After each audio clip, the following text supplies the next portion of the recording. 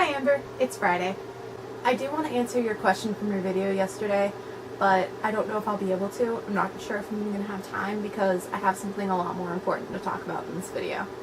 So if I do have time, I'll squeeze it in at the end. Also, Fun Fact Friday is delayed, possibly canceled. Amber, as you know, today is March 1st, which is Self-Harm Awareness Day.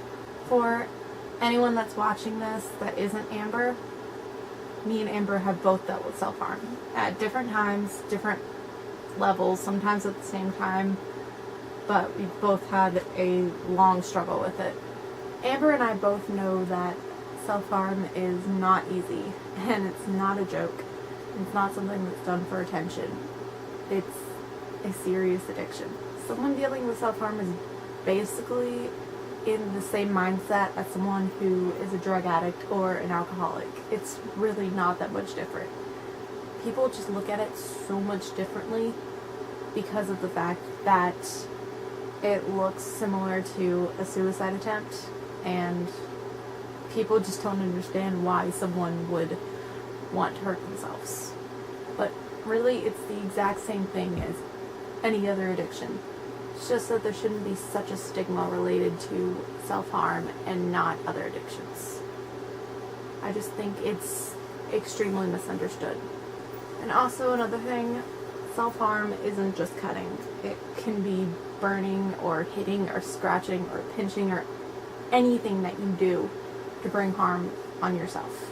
It's not someone trying to kill themselves, it's just someone trying to cope with their everyday life.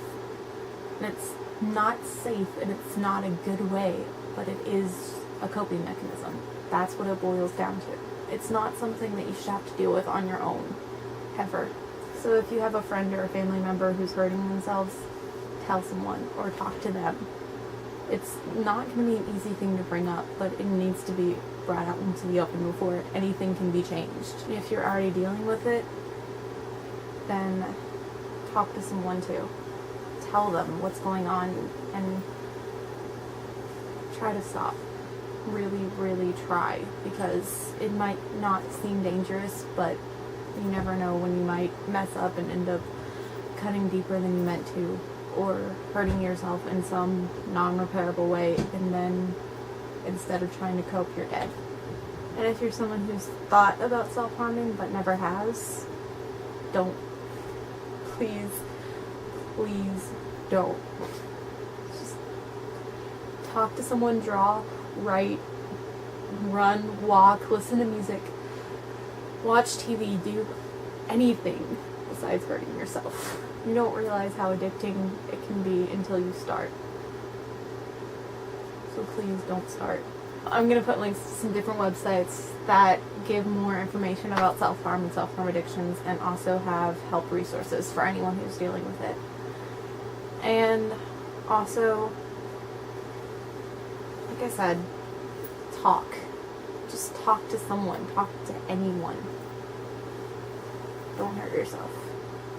And even if you're someone who's watching this video who's dealing with this, and you feel like you can't talk to anyone that you know, me and Amber are here.